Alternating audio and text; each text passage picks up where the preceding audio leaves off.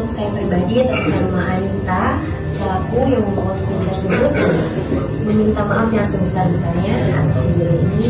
Kasus Tumblr hilang yang sempat viral menimpa pegawai KAI, Arge, dan pemilik Tumblr, Anita, berakhir dengan nasib yang sangat berbeda bagi keduanya.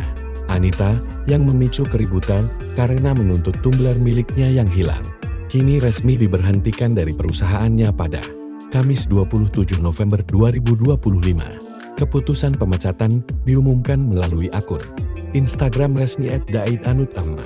Setelah kasus ini ramai diperbincangkan warganet dan menuai desakan agar perusahaan menindaklanjuti. Perusahaan menyatakan bahwa tindakan Anita tidak mencerminkan nilai dan budaya kerja mereka, serta telah melalui proses investigasi yang matang sebelum keputusan tegas dijatuhkan. Dalam unggahan klarifikasinya, perusahaan merinci 5 poin penting, termasuk kronologi kejadian, bukti percakapan, dan berbagai usulan sanksi yang beredar di media sosial. Mereka juga menyampaikan empati terhadap nasib Arge, pegawai KAI yang sempat menjadi sorotan publik karena insiden ini.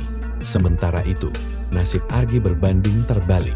Pegawai KAI yang sebelumnya ketar-ketir, terancam kehilangan pekerjaan justru kini kebanjiran tawaran kerja.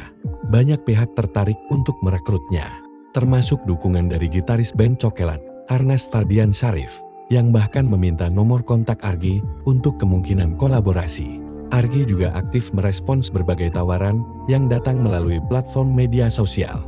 Meski ramai diberitakan bahwa Arge dipecat, KAI Komuter menegaskan hal itu tidak benar. CP Corporate Secretary KAI Komuter, Karina Amanda, menjelaskan bahwa perusahaan tidak pernah melakukan pemecatan terkait insiden Tumblr di perjalanan komuter lain Tanah Abang Rangkas Bitung pada 17 November tahun 2025. Proses penelusuran internal masih berlangsung dan seluruh petugas di lapangan selalu bekerja sesuai standar operasional prosedur SOP.